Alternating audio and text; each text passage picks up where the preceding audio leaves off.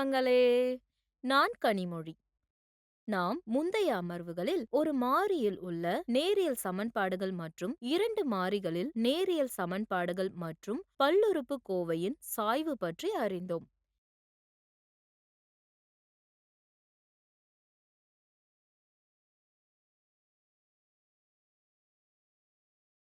இந்த அமர்வில் இருபடி சமன்பாடு எனப்படும் சாய்வு 2 கொண்ட பல்லுறுப்புக்கோவை சமன்பாடு பற்றி அறிந்து கொள்வோம். இருபடி பல்லுறுப்புக்கோவையின் நிலையான வடிவம் ax மேலிலக்க 2 கூட்டல் bx கூட்டல் c a சமநிலை 0. இந்த பல்லுறுப்புக்கோவை பூஜ்ஜியத்திற்கு சமன்படுத்தும் போது நாம் ஒரு இருபடி சமன்பாட்டை பெறுகிறோம். கற்றுக்கொள்வீர்கள். இந்த பாடத்தின் முடிவில் நீங்கள் கற்றுக்கொள்ள முடியும் இருபடி சமன்பாடுகளை பயன்படுத்தி நிஜ உலக சிக்கல்களை உருவாக்கி தீர்க்கவும், மற்ற வகை சமன்பாடுகளிலிருந்து இருபடி சமன்பாடுகளை அடையாளம் கண்டு வேறுபடுத்தவும், இருபடிகளின் தீர்வுகளை கண்டறிய வடிவியல் மற்றும் இயற்கணித முறைகளை பயன்படுத்தவும். முக்கிய வார்த்தைகள்: இருபடி சமன்பாடுகள், பல்லுறுப்புக்கோவைகள், தீர்வுகள், காரணியாக்கம், வடிவியல் அணுகுமுறை.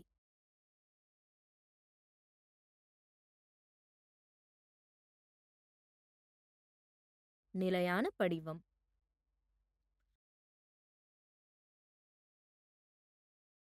நமது அன்றாட வாழ்வில் பல சூழ்நிலைகளில் இருபடி சமன்பாடுகளை பயன்படுத்துவோம்.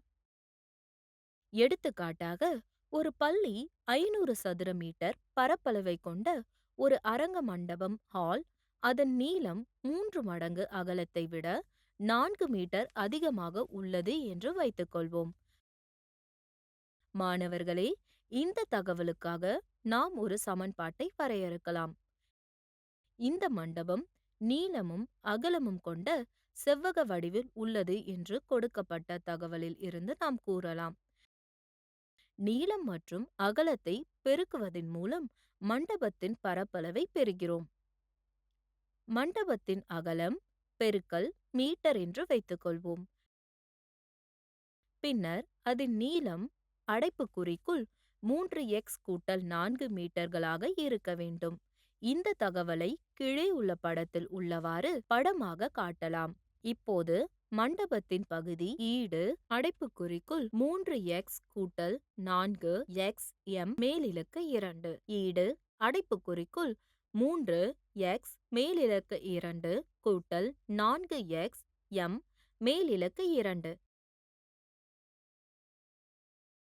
எனவே 3x மேலிலக்க 2 கூட்டல் 4x ஈடு 500.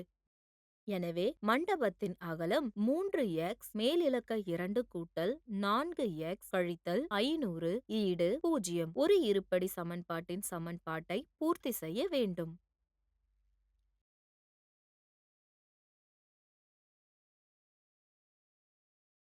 கிரேக்க கணிதவியலாளர் யூக்ளிட் நீளங்களை கண்டறிவதற்கான ஒரு வடிவியல் அணுகுமுறையை உருவாக்கினார். அதை இன்றைய நாளில் நாம் இருபடி சமன்பாடுகளின் தீர்வுகள் என்று கூறுகிறோம். இருபடி சமன்பாடுகளை தீர்ப்பது பொதுவான வடிவத்தில் பெரும்பாலும் பண்டைய இந்திய கணிதவியலாளர்களுக்கு வரவு வைக்கப்படுகிறது. இந்த அமர்வில் இருபடி சமன்பாடுகள் மற்றும் அவற்றின் வேர்களை கண்டறியும் பல்வேறு வழிகளை கற்றுக்கொள்வீர்கள். இருபடி சமன்பாடுகள். x மாறியில் ஒரு இருபடி சமன்பாடு என்பது ax மேலிலக்க 2 கூட்டல் bx கூட்டல் c ஈடு 0 வடிவத்தின் சமன்பாடு ஆகும். a பி, சி ஆகியவை உண்மையான எண்கள். ஏ சமநிலை 0 என்ற இருபடி சமன்பாட்டின் வேர்கள் கழித்தல் பி பிளஸ் ஆர் மைனஸ் வர்க்கமூலம் பி மேலிலக்கம் 2 கழித்தல் 4 ஏ சி கீழ்க்கோடு 2 ஏ. உதாரணமாக 3x மேலிலக்க 2 கூட்டல் 4x கழித்தல் 500 ஈடு 0 ஒரு இருபடி சமன்பாடு. இதேபோல் x மேலிலக்க 2 கழித்தல் 5x கூட்டல் 1 ஈடு 0 இருபடி சமன்பாடுகளும் உள்ளன. குறிப்பு: q அடைப்புக்குறிக்குள் x ஈடு 0 வடிவத்தின் எந்த சமன்பாடும் q அடைப்புக்குறிக்குள் x என்பது படம் 2 பல்லுறுப்புக்கோவை ஆகும். இது ஒரு இருபடி சமன்பாடு ஆகும். ஆனால் q அடைப்புக்குறிக்குள் x இன் விதிமுறைகளை அவற்றின் சதவீதத்தின் வரிசையில் குறைக்கும் போது சமன்பாட்டின் நிலையான வடிவத்தை பெறுகிறோம். அதாவது a x மேலிலக்க 2 கூட்டல் b x கூட்டல் c ஈடு 0. ஒரு சமநிலை 0 என்பது இருபடி சமன்பாட்டின் நிலையான வடிவம் என்று அழைக்கப்படுகிறது. இருபடி சமன்பாடுகளில் சில நிஜ வாழ்க்கையை உதாரணங்களை பார்ப்போம். அமைதியான நீரில் மணிக்கு 18 கிலோமீட்டர் வேகத்தில் செல்லும் மோட்டார் படகு அதே இடத்திற்கு கீழ்நோக்கி திரும்புவதை விட 24 கிலோமீட்டர் மேல் நோக்கி செல்ல 1 மணி நேரம் அதிகம் ஆகும். நீரோட்டத்தின் வேகத்தை கண்டறியவும். தீர்வு: நீரோட்டத்தின் வேகம் x km/h என்று கருதுவோம். எனவே படகின் வேகம் ஆஃப் ஸ்ட்ரீம் ஈடு அடைப்புக்குறிக்குள் 18 கழித்தல் x km/h மற்றும் படகின் வேகம் ஓடையில் ஈடு அடைப்புக்குறிக்குள் 18 கூட்டல் x km/h. வேகம் ஈடு தூரம் கீழ்க்கோடு நேரம் என்பதை நாம் அறிவோம்.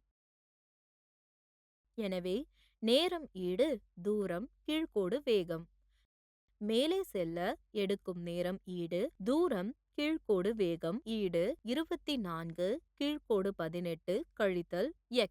இதேபோல் கீழ்நோக்கி செல்ல எடுக்கும் நேரம் ஈடு தூரம் கீழ்க்கோடு வேகம் ஈடு 24 கீழ்க்கோடு 18 கூட்டல் x. கேள்வியின்படி அதே இடத்திற்கு கீழ்நோக்கி திரும்புவதை விட 24 கிலோமீட்டர் மேல் நோக்கி செல்ல 1 மணி நேரம் அதிகம் ஆகும்.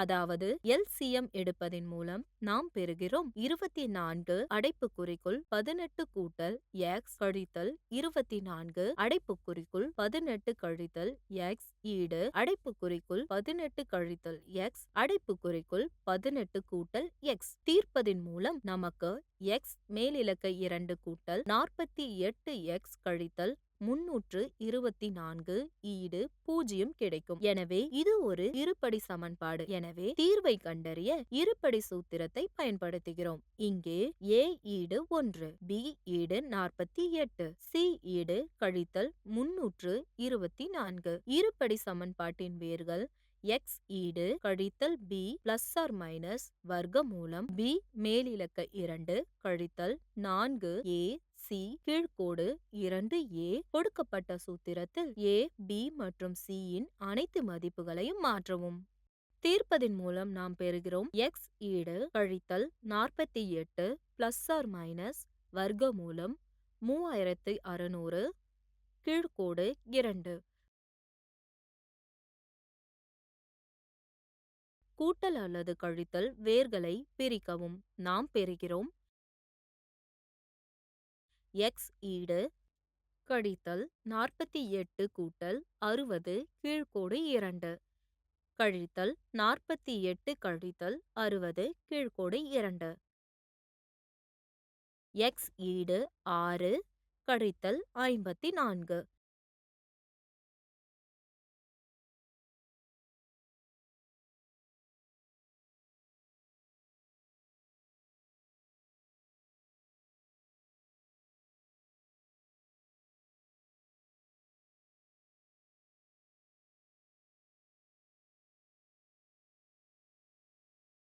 x என்பது ஓட்டத்தின் வேகம் என்பதால் அது எதிர்மறையாக இருக்க முடியாது.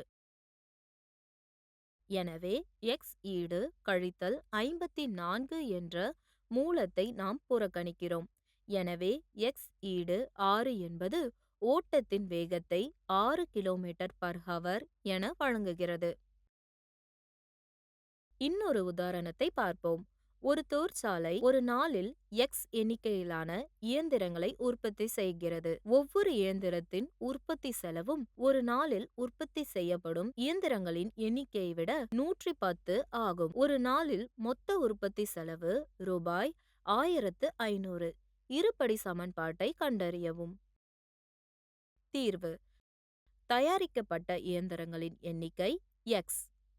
எனவே அன்றைய ஒவ்வொரு இயந்திரத்தின் உற்பத்தி செலவு, அதாவது ரூபாயில் ஈடு 110 கழித்தல் எக்ஸ் ஆக அன்றைய மொத்த உற்பத்தி செலவு, அதாவது ரூபாயில் ஈடு எக்ஸ் அடைப்புக்குறிக்குள் 110 கழித்தல் எக்ஸ். எனவே எக்ஸ் அடைப்புக்குறிக்குள் 110 கழித்தல் எக்ஸ் ஈடு 1500. ஈட்டம் 110 எக்ஸ் கழித்தல் எக்ஸ் மேலிலக்க 2 ஈடு 1500 கழித்தால் பெருக்கினால் கிடைக்கும் ஈட்டம் எக்ஸ் மேலிலக்க 2 கழித்தல் 110 எக்ஸ் கூட்டல் 1500 ஈடு 0.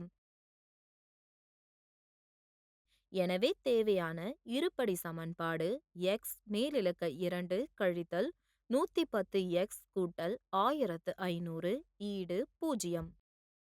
பின்வருபவை இருபடி சமன்பாடுகளா என்பதை சரிபார்க்கவும். அடைப்புக்குறிக்குள் எக்ஸ் கழித்தல் 3 மேல் இலக்கம் 2 கூட்டல் 3 ஈடு எக்ஸ் கழித்தல் 5. தீர்வு: நாம் இடது பக்கத்தை கருத்தில் கொண்டு வலது பக்க சமன்பாடுடன் சமன் செய்கிறோம். பின்னர் இருபடி சமன்பாட்டை காண்கிறோம். LHS ஈடு அடைப்புக்குறிக்குள் எக்ஸ் கழித்தல் 3 மேல் இலக்கம் 2 கூட்டல் 3 ஈடு எக்ஸ் மேலிலக்க 2 கழித்தல் 6x கூட்டல் 9 கூட்டல் 3 ஈடு எக்ஸ் மேலிலக்க 2 கழித்தல் 6x கூட்டல் 12. எனவே அடைப்புக்குறிக்குள் எக்ஸ் கழித்தல் 3 மேலிலக்க 2 கூட்டல் 3 ஈடு எக்ஸ் கழித்தல் 5 என எழுதலாம். எக்ஸ் மேலிலக்க 2 கழித்தல் 6x கூட்டல் 12 ஈடு எக்ஸ் கழித்தல் 5. ஈட்டம் எக்ஸ் மேலிலக்க 2 கழித்தல் 7x கூட்டல் 17 ஈடு 0. இது வடிவத்தில் உள்ளது. ax மேலிலக்க 2 கூட்டல் bx கூட்டல் c ஈடு 0. எனவே கொடுக்கப்பட்ட சமன்பாடு ஒரு இருபடி சமன்பாடு ஆகும். இன்னும் ஒரு உதாரணத்தை பார்ப்போம். எக்ஸ் அடைப்புக்குறிக்குள் எக்ஸ் கழித்தல் 1 கூட்டல் 3 ஈடு அடைப்புக்குறிக்குள் எக்ஸ் கூட்டல் 4 அடைப்புக்குறிக்குள் எக்ஸ் கழித்தல் 4. தீர்வு: இங்கே நாம் LHS பெறுகிறோம். எக்ஸ் அடைப்புக்குறிக்குள் எக்ஸ் கழித்தல் 1 கூட்டல் 3 ஈடு எக்ஸ் மேலிலக்க 2 கழித்தல் எக்ஸ் கூட்டல் 3. இங்கே RHS நமக்கு கிடைக்கிறது. அடைப்புக்குறிக்குள் எக்ஸ் கூட்டல் 4 அடைப்புக்குறிக்குள் எக்ஸ் கழித்தல் 4 ஈடு எக்ஸ் மேலிலக்க 2 கழித்தல் 16. 1 மற்றும் 2லிருந்து நாம் பெறுகிறோம் எக்ஸ் மேலிலக்க 2 கழித்தல் எக்ஸ் கூட்டல் 3 ஈடு எக்ஸ் மேலிலக்க 2 கழித்தல் 16. ஈட்டம் எக்ஸ் கழித்தல் 19 ஈடு 0. இது வடிவத்தில் இல்லை. ax மேலிலக்க 2 கூட்டல் bx கூட்டல் c ஈடு 0. எனவே கொடுக்கப்பட்ட சமன்பாடு இருபடி சமன்பாடு அல்ல. நினைவில் வைத்துக் கொள்ளுங்கள்.